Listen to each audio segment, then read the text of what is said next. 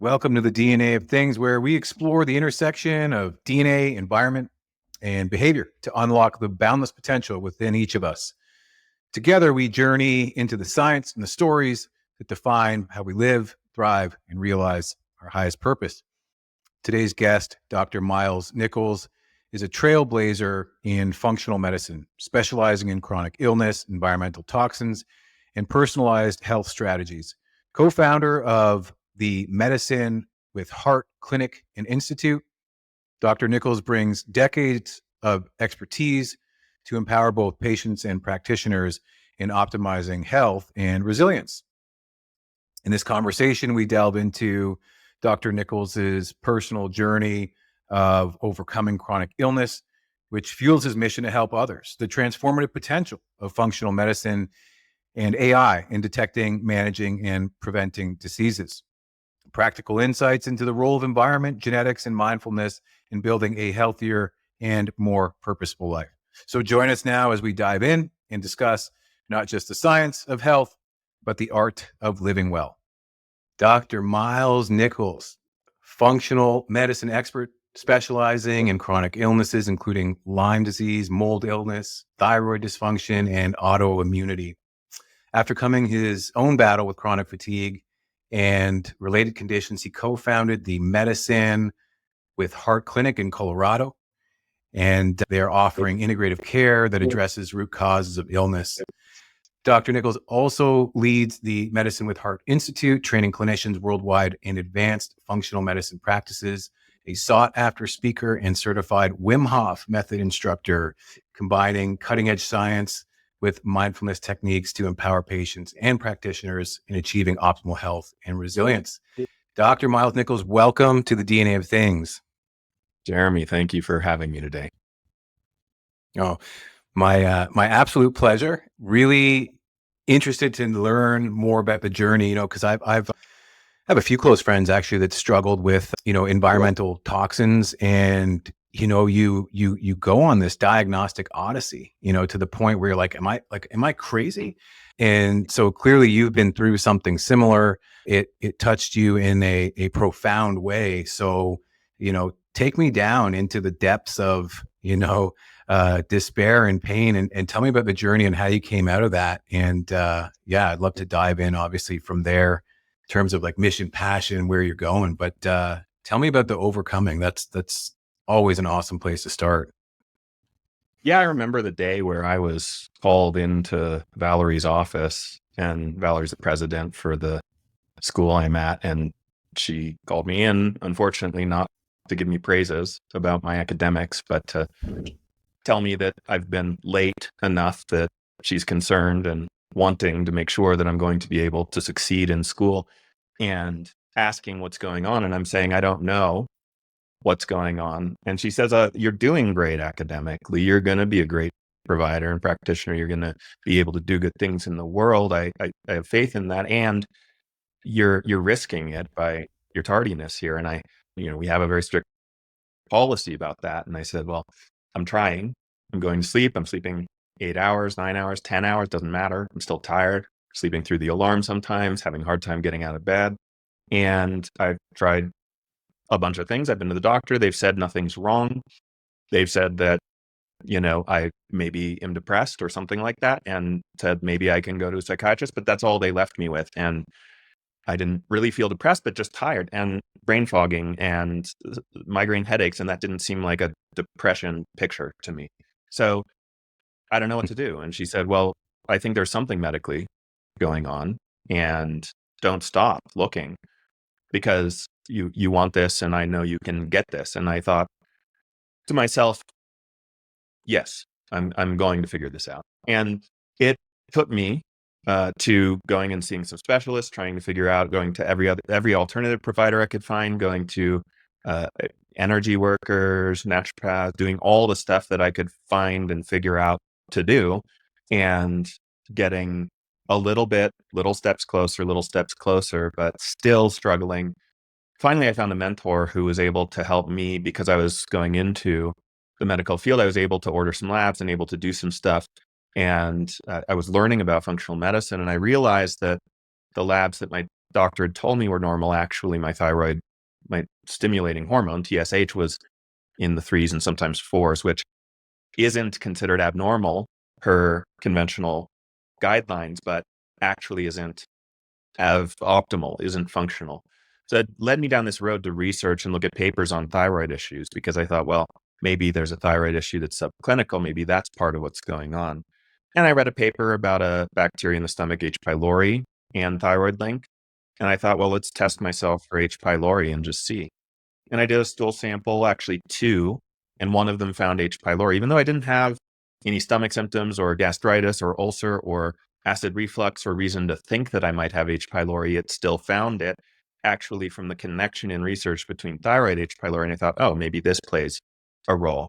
And then I read a paper about a link with antibodies against cells in the stomach called parietal cells, and how in thyroid cases, 20 to 40% of people test positive for this antibody are attacking their own parietal cells. So I did that test on myself, and I found that, oh, I have elevated antibodies against parietal cells. I'm actually attacking the cells that make stomach acid, an intrinsic factor. And I read other papers that talked about how do I treat that. And then I was able to reduce those antibodies and actually felt a lot better. Not all the way better, but I felt significantly better. And then I went on to have a conversation with my parents about the fact that there had been, although I grew up in Arizona in Tucson, there had been a tick problem in the yard, that we had to not have dogs for a little while. And so then tick-borne infections testing, I found 2 tick-borne infections when I did testing that I had been exposed to, and treating those actually helped quite a bit. Then it was behind the washer and dryer that we discovered some mold where we were living. And my partner at the time and I both were having these strange symptoms. And so we decided we need to get out of here right away and learn everything we can about environmental illness. And so my journey led me to, for myself, for my partner at the time, for some of the patients who were coming in the clinic as we started the clinic too. The journey was a lot of trying to figure this out myself. And once I sorted through the environmental piece, the infection piece, the thyroid piece, the gut piece, and the autoantibody piece, I was feeling dramatically better. Now, hence the intro specializing in gut and thyroid and autoimmune and infections and environmental toxins. I mean, it's kind of my journey in a way. And that's led me to research and dive deep in to, because I didn't get the support that I wanted and needed. And I was at that point, back when I was in Valerie's office, I was at that point of looking in the mirror and questioning, am I going to be able to live my dream? Am I going to be able to, do I have what it takes, or should I just resign to a life that I don't want to live because I don't know what's going on here and I don't know how to help myself here?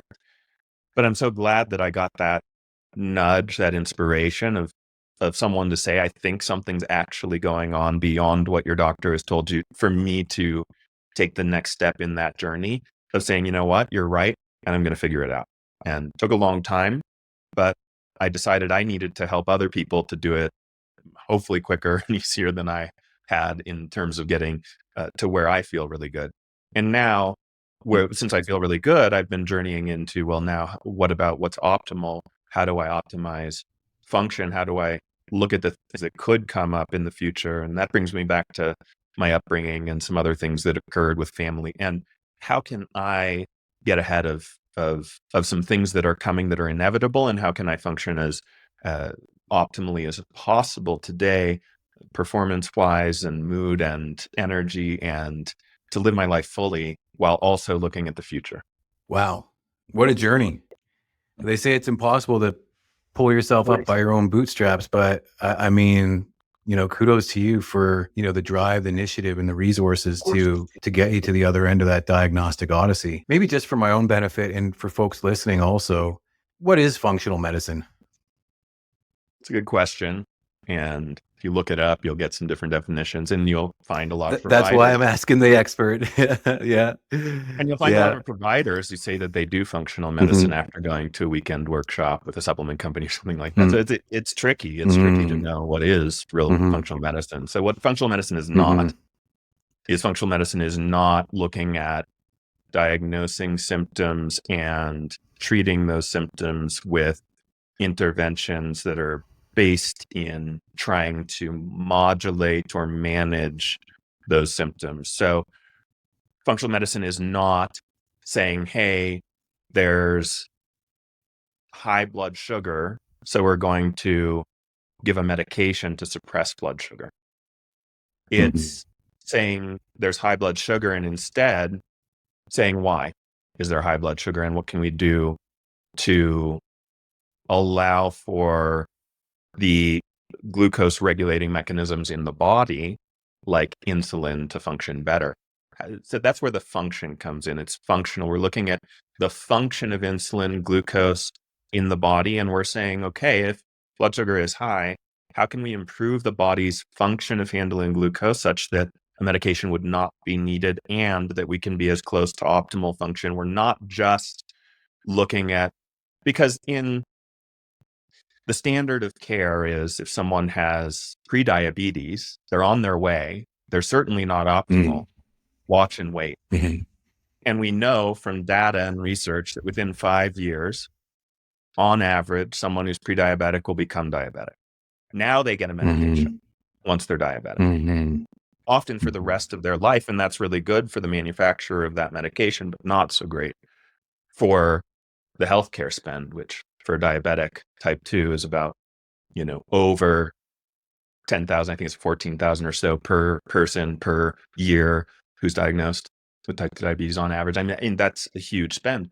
And so in functional medicine, what we're looking to do is we're looking to say, hey, this pre-diabetic person, we can do some things now to look at the function of insulin, glucose handling. We can look at diet, we can look at lifestyle, we can look at supplementation, we can look at off-label medication uses in order to bring that function back to where someone doesn't have to progress to a disease and then manage that disease. Ideally, we're able to actually get out of that pre-range into optimal function range. So we're looking in functional medicine at the body's function. So it's not just a disease state, it's actually a spectrum from optimal metabolic function and blood sugar handling all the way to the end of the complications of diabetes, and not starting just at the diagnosis of diabetes or even prediabetes. We're going all the way to how would we define optimal metabolism and metabolic function? What's optimal energy production, glucose management, and how can we get as close to that as possible?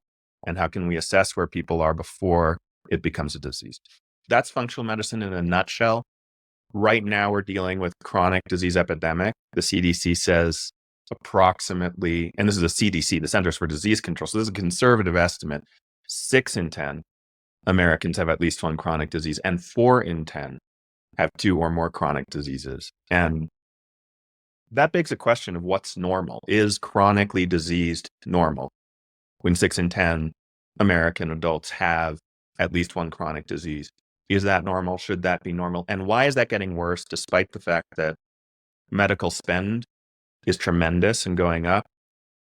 Innovations and technologies have improved dramatically. Drug development has been going on for a long time. And yet that's actually gotten worse. It's gotten more chronic disease. Functional medicine is stepping in to try to deal with this chronic disease epidemic in a different way than what's not working. So getting to the root cause of the symptom and looking at the human holistically in, well, perhaps kind of using like a system, more of a systems thinking, systems biology kind of approach. Is that fair to say? Yeah. And it's not, I think some people make the mistake. They think it's a natural version. It's like you give an herb instead of a medication, and that's not the case. That's the same mindset. That's a pill for an ill, or an herb substitution for a medication. It's not about that. It often seems very, very strange and backwards sometimes for people. Wait, I have this problem with my headaches, and you're doing something for my gut, and you're testing what's going on here. But we see these connections in research. Yeah, there's this like parable of the rocket scientist. That there's this rocket engine that the best engineers in the world, they can't get it working. It's busted. They can't get it working. And you've got a call it a sage of the industry of rocket science, and he comes in and kind of pokes around for, you know, minutes, maybe an hour. Then he pulls out his hammer and he just kind of, dings the engine at this obscure spot. And the he gives them the bill, say it's for $1 million, right? And then the administrators say, whoa, whoa, whoa, hold on a minute, $1 million, you didn't even do anything. Like, show me the breakdown of what I'm paying for, right? And so he writes the invoice for, like, the hammer, $10, and then the remaining amount to the full million is knowing where to hit with the hammer, right? And so certainly he wasn't showing his work, but he was effectively doing a kind of a systems analysis, if you will. When I hear you describe your diagnostic odyssey, and I'm sure this will resonate with with a lot of people. I mean, actually, this resonates with me as an athlete, right? Like, injuries that I would succumb to every year at a particular time of year. I used to correlate with, oh, it's the kind of training that I'm doing at that time of year, and maybe, of course, that's part of it. But it actually turned out to be related to something that I could actually be able to predict if I looked at my DNA and my blood levels as it related to vitamin D, right? So basically what I'm referring to is the winter training season of track and field. It becomes like a super high, weight, high intensity anabolic phase of training, and you're not getting the sunlight you used to. And unless you're on top of your, vitamin D levels, which when you're young and invincible, you're not. But it's like, after maybe 3 years in a row of doing this, and the one year I didn't get injured, it was the year I went to the training camp in San Diego. Maybe there's something there, right? So, effectively now with athletes, it's in terms of peak performance, I've kind of developed a heuristic there where there's one is like injury avoidance. So like know where you're vulnerable. Number two is minimum effective dose of training, because of course, the more you train, the higher the risk of injury there is. And, you start getting diminishing returns after a certain amount of exposure to the strategic stress of training. And then the third thing is, optimizing your recovery, which in and of itself is a, kind of a deep dive on, how we differentially adapt according to our unique biology, according to our unique genetics, according to our unique histories of exposure to the sport, et cetera, and then environmental exposures. And so, I kind of look at the solution that you're offering. And, if you would have told me what you just told me maybe 4 years ago, the question that I would say then is, well, okay, well, this is great, but how does it scale? Because, it probably took you a good amount of time to come to that solution. And if an individual is going to come to the same solution, they're going to need probably multiple resources. They're probably going to need a team of experts kind of helping. And like, how do you know which tests? So that's what I would have asked, 4 years ago. I guess the question I'm asking now is, are you finding ways to leverage AI to, scale your, your reach? I know it's not going to replace you. I understand LLMs are not, magic doctors, but, how do you see, these newer technologies of, handling big data and, big data sets to kind of converge, on these, on these deep spots, like the engineer thinking the rocket. Like, is there a phase where you've got your high touch solution paired with this high tech solution? What does that look like for you? Yeah, thanks for asking that question.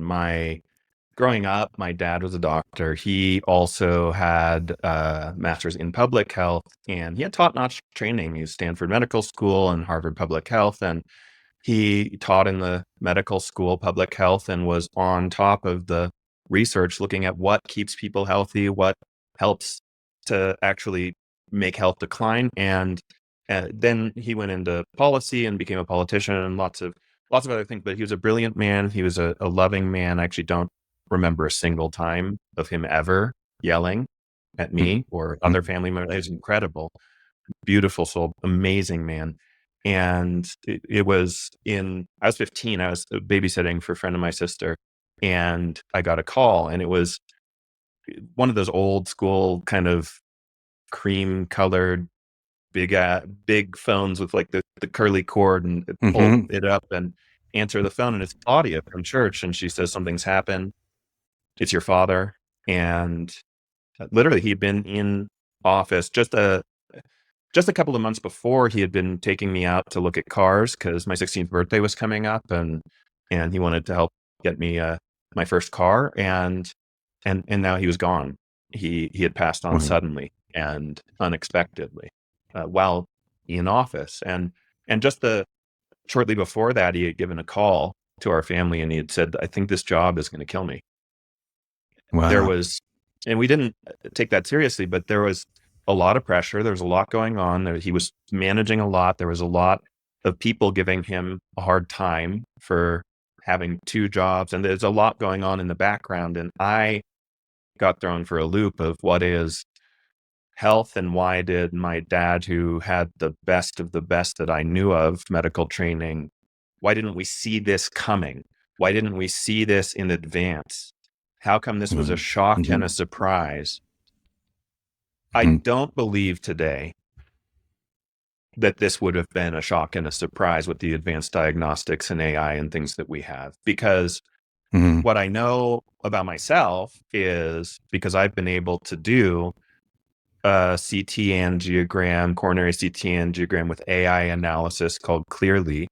And that AI analysis tells me, I know how many square millimeters of plaque I have. I know what blood flow restriction there is. I know how much, I know where it is. I know I know exactly where I am on the spectrum of atherosclerosis. Not that it isn't always a surprise when an event happens to an extent, but we have some good markers. We have some great blood markers, but that's an AI analysis of an image that AI can. I really wish that I had this, that my father had this, that we had known this kind of information. There, MRI of the brain now. We have AI analysis, something called neuroquant. We can know, and there's enough data to say, what's the volume of your hippocampus, the memory center, as compared to other people your age? And are you lower on average than other people your age in the volume of your memory center? That would be problematic and on track towards potential for neurodegenerative disease, which we don't want. And my mom's brother, his last 10 years was neurodegenerative disease. So I'm also concerned for myself about this, and for others, is what are these early detections that we have? And AI is giving us amazing insight. And then when it comes to genetics and knowing what these predispositions are, and when we can have genetics and with AI analysis and epigenetic expression, we can even measure that and look at epigenetic expression of these genes being up or down regulated. We're getting incredible amount of it's. I think I'm just imagining this scenario where I walk a time travel machine, to 200 years ago, and I say, give me a little bit of your blood, and I'm going to tell you your likelihood of when you might die and what you might die of and what you're allergic to and what kinds of things you should and shouldn't eat, what kinds of environmental exposures you're more susceptible to than the average person that you should avoid. It'd be crazy. It'd be like you're off your knocker for saying you can take my blood and tell me all that. But today, with the technology, it is absolutely incredible. These inevitables that are coming, the atherosclerosis, whether you like it or not, you're on the spectrum. There's a trial. It looked at children, unfortunately. I wish this weren't the case, but it showed fatty streaks in autopsies of children in a war-torn zone where, 15-year-olds had fatty streaks. So this begins early. Fatty streaks, for those who don't know, are part of the atherosclerotic process, part of heart disease. It starts early. It starts very early. We're all on the spectrum somewhere. It's an inevitable that's coming. And yet we can know where we are well before there would ever be a diagnosis or an event. We can know where we are on the spectrum, and we can do some things to slow the progression or even reverse, in some cases, for the inevitables like heart disease, like neurodegenerative, cognitive decline, Alzheimer's, dementia, which is becoming a bigger and a bigger issue, the metabolic diseases that are becoming bigger and bigger issues, body composition problems that are becoming bigger and bigger issues, leading to falls and fractures and hospitalizations and pneumonia, and the cancers and cellular issues. These are some of the big things that I'm passionate about. Utilization of AI, imaging, genetics, epigenetics, microbiome testing, these things that are starting to give us just the most incredible picture. There's been a fingerprint, Jeremy, identified for Parkinson's, a gene expression fingerprint.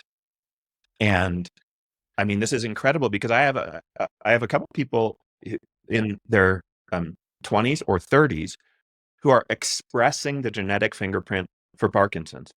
Now, I'm concerned that if we don't do something, because there's enough data to say that people who have Parkinson's express these genes in these ways, and now we can look at who doesn't have Parkinson's, who's expressing these same genes in these same ways, and might that lead to Parkinson's if we don't do anything, and might we be able to stop it if we do something? That to me brings a lot of passion to medicine, to AI, to what we're learning in advanced lab diagnostics. It touches my heart. All the things that you described there in terms of the richness and the diversity of these different assays, right? Whether they be, blood nutrient analysis, transcriptional analysis, epigenetic analysis, your DNA analysis, your blood biomarker analysis for Parkinson's or any of the other chronic inflammatory disease, and even just making the statement that, hey, we're all on the spectrum. It's not yes or no. It's not black or white. It's gray. And what phase of the gray are you in? One of the things you said, okay, we're going to compare you to others your age, for example. And then, of course, there are all these, other variables, multivariate statistical analysis that we can do besides just your age, well, your location, well, your behavioral tendencies, your medical history.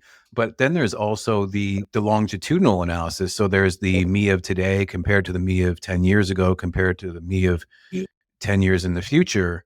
And well, so I'll give you an example. Like when I was at kind of the peak of my fitness for track and field, my resting heart rate was around 41 or 42. So, I go into the hospital with, complaining of abdominal pain. It's suspected that it's appendicitis. So like, okay, well, it is appendicitis, but we're going to triage you. We're not going to operate right away because we have all these other people ahead of you in this emergency. And, one of the things they were looking at was my vitals. Well, what's my vitals? My resting heart rate. So resting heart rate for me being, between 70 and 80, might not actually be bad compared to other, people my age at the time, say 25.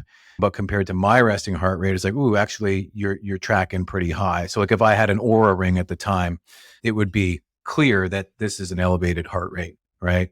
And you can actually start to see those subtle changes in things like resting heart rate after, less sleep or exposure to alcohol. And you can, really start to measure these, you can see these effects compound and, the good news is you don't have to kind of wait for them to compound. You can actually start to look at them in real time and ideally kind of redirect the trajectory. But I always go back to this example because it's just such a good one with Stephen Jay Gould is one of my favorite scientists, an evolutionary biologist out of, I guess it's Harvard. And, he wrote a number of epic books. One of them is like The Structure of Evolutionary Theory. Another one is like The Mismeasure of Man. And then he contributed to, many essays to the Natural Science Journal. And one of the ones that he wrote was actually on his own encounter with, I believe it was stomach cancer. And, probably got it, by the way, from the Harvard basement, which was like, enriched with asbestos. And but here he is, I think his mid to late 40s, he gets this diagnosis and it's like, okay, well, what's the prognosis? Okay, well, you have this cancer, on average, people live, 4 years after the diagnosis. Now, he was a scientist, so he could kind of unpack that. Well, what do you mean by average, right? Or like who is in this average? And then as he started to kind of pull out people who were diagnosed when they were 60, or people who, were part of, a lower income demographic, or people who didn't have the opportunity for higher education, and he kind of got down to his demographic, he's like, oh, well, actually, it's like maybe 10 or 20 years. So his whole mindset and approach changed just by taking a, personalized, medicine approach. You work with many patients. What's the longest period of time that you've had a relationship with with a patient? And, are you starting to see the benefits of that longitudinal data stream, in addition to obviously your familiarity with them as a practitioner? Yeah, there's a lot there in terms of longitudinal data and in terms of differentiating outside of what that average Yeah. is for the population. I don't know about you, but I'm not Right. Right. interested in being at the 50% quartile of average Well, for that's right. my That's age right. and most Yeah. things. And I want to, and if I was below average and I got up to average, that might be worth celebrating. So there's a lot there. We certainly have Hmm. had people in our clinic. It's about 10 years now that we've been open. So we've had Wow. Okay. some people Yeah. who are definitely multi-year patients who've been with us for some time. And of course, the advances in lab technology mean that we didn't have even all the labs available to us 10 years ago that we do now. But we certainly have seen some incredible change in. I mean, I was speaking to a patient recently, and he's in his 70s now, and he said, "Dr. Miles, I didn't think that at 70 I could feel as good as I felt as a teenager, but I think I feel better than I felt as a Wow. teenager." And that's not Mhm. usual. So that's just not. I wish it were usual, but he put in the work, and he was able to, as we look at his labs over time, it's incredible how much closer to someone younger that his labs look today versus 5 years ago, even though he's in his seventh decade of life now. And so Mhm. there's this incredible potential for, as you're saying, not only measuring over time, but also seeing things happen that seem completely different from what the average would do. And so it's never too Mhm. late to start. I want to make sure people understand that the people who start in their 60s, 70s on this kind of a journey, we still can see change and improve. I had a woman in her 80s, and she was like, I didn't think I could be starting to feel better now. And that's not to say everything is going to get better, but it's incredible Mhm. what our body is capable of when we have the right inputs, when we are able to do this advanced testing, when we're able to target specific areas and make specific changes, measure the changes. Something that what I used to see a lot is patients coming into the clinic saying, I've been to this provider and they said, oh, you should try this diet, you should try this supplement, you should try this medication, and then see how you feel. And you know, that's not bad, I guess, but it's not the same as we do this comprehensive diagnostic. We see these 5 target markers that are out of balance. And this marker, we want to retest every month as we do treatment. These 3 markers, we want to retest at 3 months. And this marker, we want to retest at 1 year. And here's what we'll expect to happen. And here's our goal. We want this mark. We want your homocysteine level, which is at 12 right now. We want it to come down to 7. And that's our goal. And here are the nutritional elements that are in play for that. Here are the environmental elements. And here's a plan of action. And here's when we're doing our retest. And here's where we get to see how close to our goal have we gotten. And if we're not there, here's some more advanced testing that we can do to find out more. So there's a lot there. But I think that the measurements today, the technology and the capacity to remeasure and to set goals and to have goals that are personal to you, personalized to you. I know you mentioned scalability, and I think that plays in too. We need that too. And the personalized goals, testing, retesting, even algorithms can help with that. And I think that Mhm. creates a very different, less nebulousness, less vagueness Mhm. in what are we actually Mhm. doing here? Where are we going? What are our targets? And how can we raise the bar? Wherever you are. Mhm. Mhm.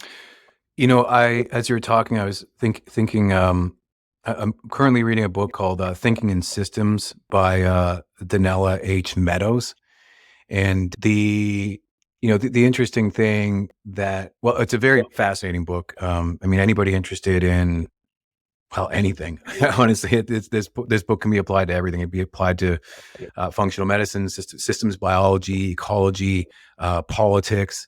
Um, but I was, thinking about it today in the context of like public health. And then I was actually talking to, a friend of mine who's, a high performer, has worked with Red Bull, works with NASA now, and, kind of optimizing human performance. And where we talk a lot about the tendency to kind of over index on one variable because it seems obvious that changing it there would be a positive benefit, but if you don't have a systems view, it could actually be catastrophic. So you're clearly taking a systems approach with the individual. The example that we were talking about today was, you probably heard with what is it, with our movement towards removing fluoride from water, right? Okay, so because that's linked with lower IQ, is that right? Yeah. Yep. Okay. So the assumption there is that, well, does everybody have equal access to dental care, for example, and prioritize their dental hygiene, and do kids have this? And so do you then get the population is smarter, as well as removing all the negative side effects of fluoride, but then do you lose the positive ones at a population level? And the question is not meant to have you weigh in on whether you think that's a good move. It is really more to kind of frame, you know, the movement of functional medicine. That's, as you said, how does that become available at scale? And I think part of it is there's some time ago, we, the collective royal we as citizens, have given up our personal agency over our health and kind of deferred to experts. And in some sense that's necessary, right? Like, especially like if I have a brain tumor, any brain surgery, I can't do my own brain surgery, right? But I mean, the day to day, just even the basic nutrition and exercise and nutrition, right? And knowing what real food is versus what processed food is that seems to be like totally outsourced in our youth and in the population. There's a ton of work to be done in terms of the marketing, like correcting for the greenwashing that we're seeing, right? So I guess you're super passionate about this issue around like kind of 6 and 10 with one issue, and at least four with more than one. Where is have you thought about public education? Have you thought about general education? Like, is it possible to insert, some form of, understanding of systems biology, understanding of your own individual, body that you're wearing for this lifetime, and to restore the autonomy to individuals? I guess it's a long-winded way of saying, how do we commoditize what you're doing? Like, is it possible? Yeah, it's a great question, and one I think about regularly because my Mm, father was in public health, and public health is a right. passion, and scalability is important to me. And, Mm, and it isn't just about chronic health concerns, because once someone achieves is I'd prefer it to be upstream a bit from even chronic health concerns, to where people who are healthy are taking actions that are even minimizing that need to be focused on and resolving the chronic health concerns. So I have two parts. I'm passionate about reversing some of the chronic health epidemic. I'm also really minded towards a kind of a systems approach that looks ahead of even the chronic disease metrics and measures that we might be looking at that would be indicators of early chronic disease. I'd like to look at, even before an indicator of early chronic disease, what are kinds of things that we can do to get us farther away or closer to optimal, farther from even the beginnings of what would be a chronic disease. And there are some things that are becoming scalable, like, for example, continuous glucose monitors, which were under prescriptions until very, very, very recently, just became available over the counter. So these companies have had continuous glucose monitors in the United States until just this year were only available as prescriptions. So we would use them in the clinic, and we would help people to have CGMs. We'd be able to help guide them through a process, but they had to be under care. They had to be a patient. We had to, we weren't we're using them for non-diabetics, so they're out of pocket and all of this. Um, the now there's over-the-counter versions that are released in the United States, so people who are healthy, who don't have a medical need for it, can take a general health outlook and apply that into their own life by getting a CGM sensor, looking at an app that aggregates some of the data. And there are a couple companies like Levels and Vary, and there are a couple companies that are doing this. And people are starting to be able to do it on their own now that it's over the counter as well, where they can get a sensor and they can see, where is my blood sugar and how does that compare not only to disease, but to optimal function, to a 20-year-old who's functioning well. If we look at the data on, the as healthy of a population data that we can find, what does that look like with sensors, with like Oura Ring and other sensors that are tracking sleep? How can we take circadian rhythm and sleep and optimize? If we want to talk, what are some of the best things that I could think of scalably that could impact health outcomes, it would be optimizing for circadian rhythm, function, sleep, and optimizing for metabolic function, which is beyond just glucose response, but CGMs and glucose response are a big part of that.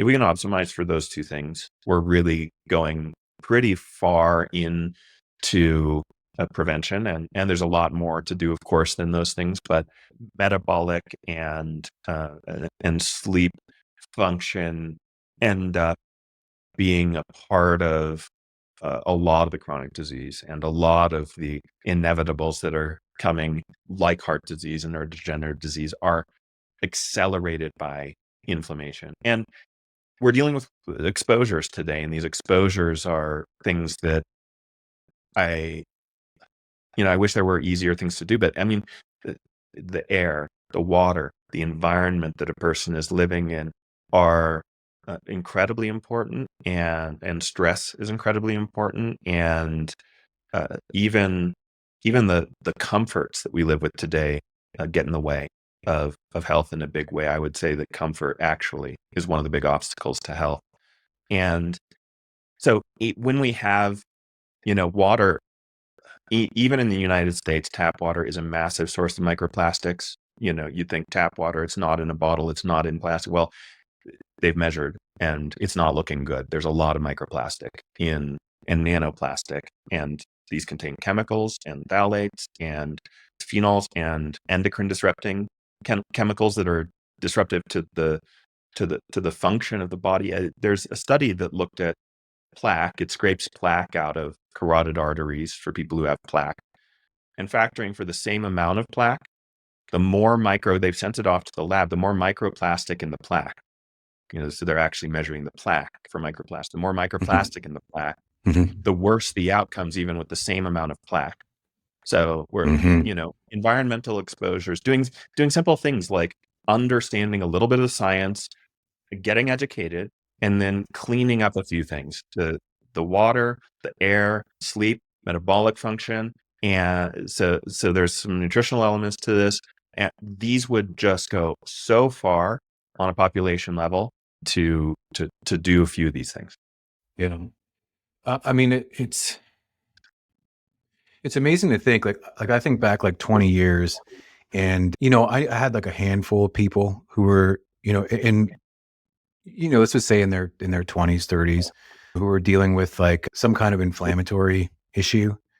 So for example, I knew a handful of people who were actually celiac, who had a gluten intolerance. But the amount of people that I know now who are still at the same age demographic that, present with some kind of, chronic pain or food allergy. It gives me pause to consider like the environmental influence and impact. Like, I think certainly there's like a genetic predisposition, right? So as is the case with celiac disease, but you can also imagine that your DNA, your kind of innate resilience to environmental toxicity is also probably kind of, masking some of the effects of these toxins as well. So that is to say, like, some people would be more less affected, let's say by environmental factors, less affected by stress. Like, some people actually need less sleep, and they get into their, regenerative states, more quickly and more efficiently. So there is this, emerging science in terms of like the N of one type of studies, where now that we have an individual's genome, now that we can actually research, you know, do so much more DNA research, at scale, and, make these things publicly available, you can start to better understand your, genetic vulnerabilities. Let's say, well, a great example, more tangible example is medication response, right? So, I went in, I had a, knee surgery recently. I met with my anesthesiologist, and he said, what drug allergies do you have? And I said, well, I can't honestly tell you I know for sure because I haven't tried all of them. Right. So, but when I look at my DNA, I can actually give you an indication of things that we might avoid. Now, there was nothing contraindicative of what I was going to use to actually go under, but actually my treatment plan after did change because it showed I was like a negative responder to Celebrex. So instead of Celebrex, we used, I think it was like Benadryl instead. So my point is that, in the same way that we have negative responses or more exacerbated responses to drugs, the same thing is true with these kind of more trace contaminants in, let's say, our water supply, et cetera. So I mean, how so you've clearly been thinking about this, given your family origin story, the story of your father. How do you, if you were to fast forward, 10 years or maybe even 3 years, is there a place for, functional medicine in public policy, and how might that scale? Yeah, absolutely. Absolutely. And thanks for mentioning a lot about the, genetic predispositions. There are, genetic predispositions and then triggers and then priming events. And then I hear a lot of Right. people's stories. I hear a lot of people's stories. Hmm. And, it's become quite apparent to me in hearing a lot of people's stories that there are certain key moments in people's experience, be them Yeah. big stressors, traumas, infections, toxin exposures, that act as priming events that turn on gene expression that may have been predisposed already, but that are turning on, and then an autoimmune disease or another disease is getting Yeah. activated and the gene expression changes. And the good news about that is gene expression can change in both directions. And those Right. there are, while there are priming events that turn on or up, there are counter priming events that would actually turn off. And we've seen that because we can measure transcriptomics and gene expression. We can, of course, do whole genome sequencing, and we can see predispositions, and we can get Hmm. a sense for um, some gene expression that's showing that an activation has occurred that is reactive to mold or reactive. We know mold creates upregulation in apoptosis genes. We know that certain endotoxin bacteria causes upregulation in toll-like receptor genes. We also know that some people might have uh, some mutations in toll-like receptor genes and may have greater predisposition to potentially have that activation from endotoxin in their environment. So the science is getting very, very detailed in that way. And to your point, what do we do on a population level? In 3 years, my hope is that the cost will come down so much on some of this kind of advanced diagnostics, AI analysis, whole genome sequencing, and epigenetic expression that someone could affordably get tuned into their key maybe top 10 focuses or top couple Hmm. focuses for Hmm. for things that might be a big headway for them, or they'll know more about how they, even though we don't know for sure how you might respond, for example, to a ketogenic style diet. There's a gene IRS2, and this it relates to the insulin. It relates to insulin and insulin resistance potential and how glucose is handled, and upregulation there would not respond that well to keto typically, and downregulation or normal expression in that gene would have a better potential response. So we can start to get a sense for not 100%, but the likelihood that it can hone in on what to try. Because right now, the problem isn't that there isn't enough information to have some options to try. The problem is there are too many options for anyone to possibly try. And it's overwhelming to know who to trust and where to go.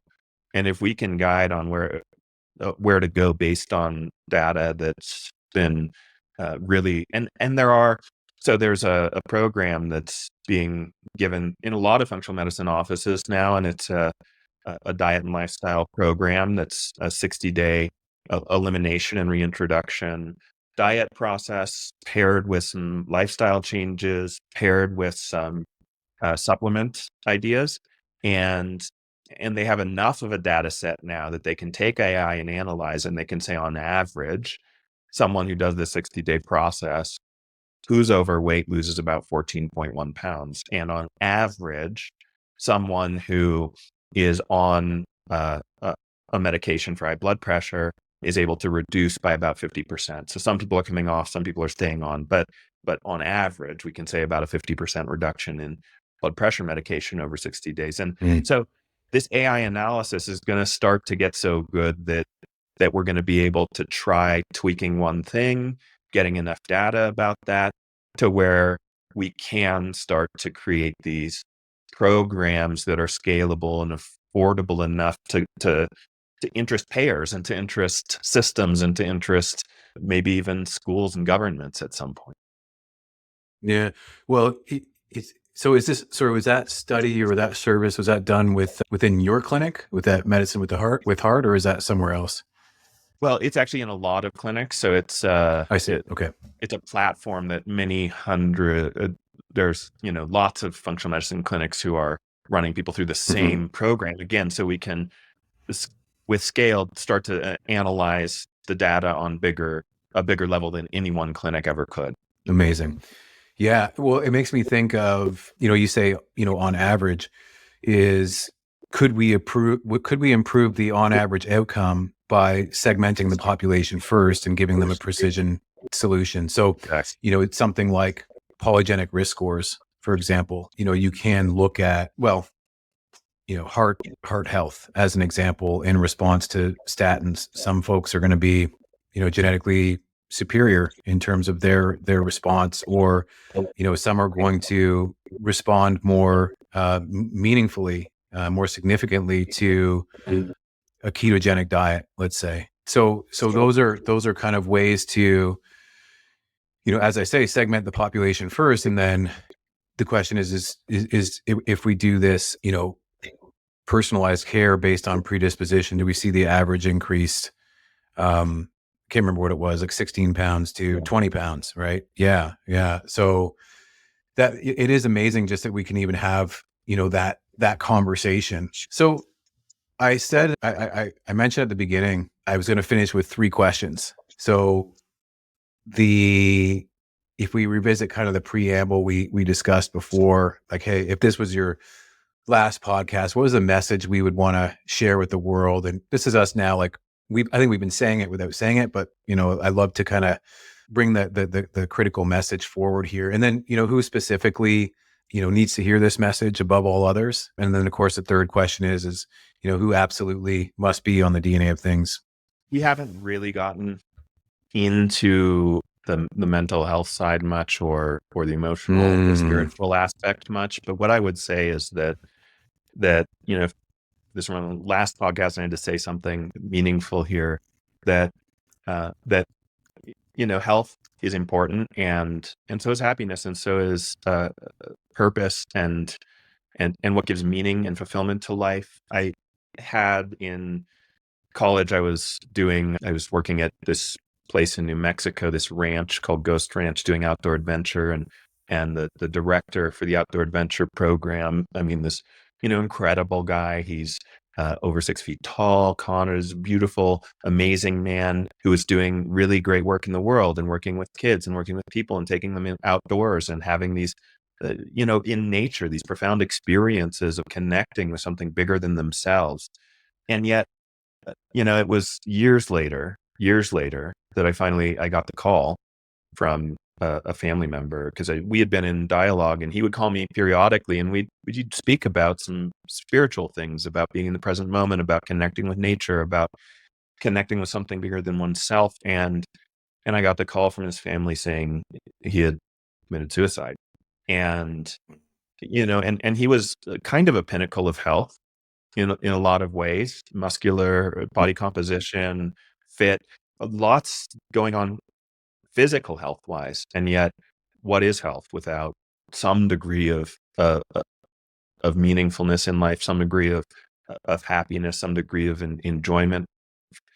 And I'm in the unfortunate position of talking to a lot of people who are struggling with health concerns, to where the health concern actually, and some of it is circumstantial based on the health concern, but life is in question of whether it's worth continuing and to live.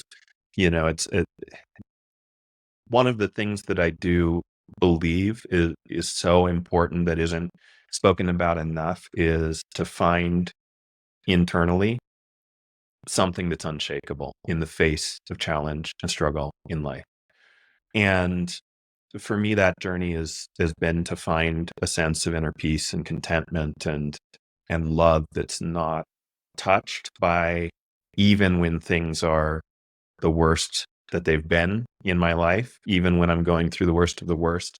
I truly believe that everyone has this place inside, or a capacity to access something inside that is unshakable, unbreakable, untaintable, that can be at peace and can connect with love no matter what's happening on the external. And that this is so important to chronic health, to everything we've talked about, that that if I were to be able to help people to do one thing, even though a lot of it of our conversation has been health related, it would be to fundamentally change the way in which people relate to life and relate to struggle and stress and relate to challenge. This is a hard thing to teach, but if I could find a way, and I do this as best I can, I work on this to find a way to access that unbreakable dimension internally, and to relate to whatever health struggle, whatever emotional struggle, whatever mental health struggle, whatever relationship struggle, financial struggle, job struggle, whatever struggle might be present, whatever concern you have about the world and what's going on in the world. If there's a place from which there can be inner sense of peace, contentment, wholeness, and love, that I think we'd all be a lot better off as a society if people prioritize that and said, hey, I'm going to work until I can find, because what I believe and what I found for myself is on finding that I'm good for myself. My life is about serving others now, because there's nothing more that I need there's this subtle dimension of resisting what is, and of needing things to be other than they are, that I believe contributes to suffering, and that suffering contributes to disease. And so this gets a little bit esoteric, but my personal opinion is that the more that I and others can find internally a sense of a capacity to remain connected with something that's much bigger than the physiology, the psychology, the world, that can inform a lot about what we do, how we live, how we help and support others. And that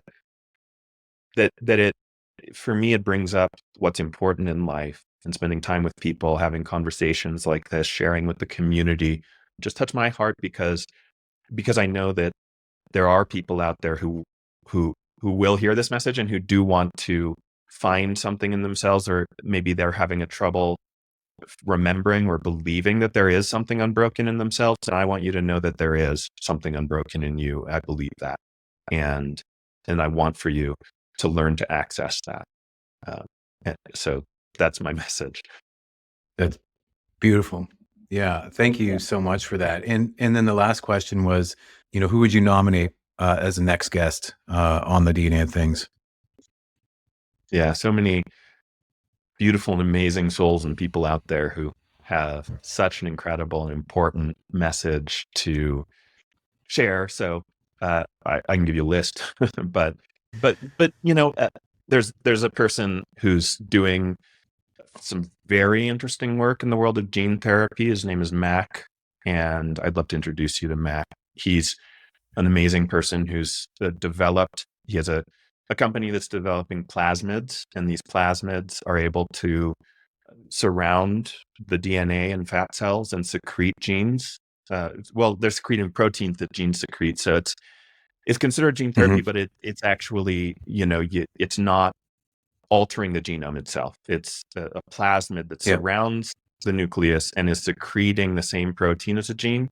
And they've gotten through phase 1 trials with folostat, and they're working on Clotho right now. And I'm so excited about Clotho and what's possible there. So that's something we haven't even dove into, but I'd love for you to have a conversation with Mac. I think that would be really fascinating for your audience. Amazing. Well, I'll follow up with you to get his details. Just quickly before we finish up here, where can people find you? Best place is the clinic website, which is medicinewithheart.com. We have a blog there, lots of amazing information. If you're interested in peptides, longevity, if you're interested in any of these health topics, we have a blog that comes out totally free. Really, I put a lot of time, energy, effort, and my staff does into researching topics and putting out incredible content. So if I were you, I'd take advantage of that incredible content at medicinewithheart.com. It also has information to get in touch with the clinic if you'd like to work with us. Awesome. Okay. Well, I'll definitely put that information in the show notes. Dr. Miles Nichols, thank you so much for everything you've shared today. And thank you so much for everything you've done and will no doubt continue to do. It's been a pleasure to have you. Thank you, Jeremy. Have a great day. Thanks, everyone. As we wrap up this episode of the DNA of Things, I hope you've found inspiration in Dr. Nichols' incredible journey and his innovative approach to health and wellness, from the interconnectedness of DNA, environment, and behavior to the power of functional medicine. Today's discussion illuminated how proactive choices and cutting-edge technologies can transform not just our health, but our lives. Dr. Nichols reminded us as the importance of reconnecting with our inner selves and creating meaning in our lives. These insights aren't just theoretical, they can change how you approach your health, relationships, and purpose starting today. If you've gained something valuable here, please share the episode with someone you care about. Let's spread the knowledge and empower others to take charge of their health and well-being. Until next time, keep exploring, stay curious, and remember, your potential is limitless.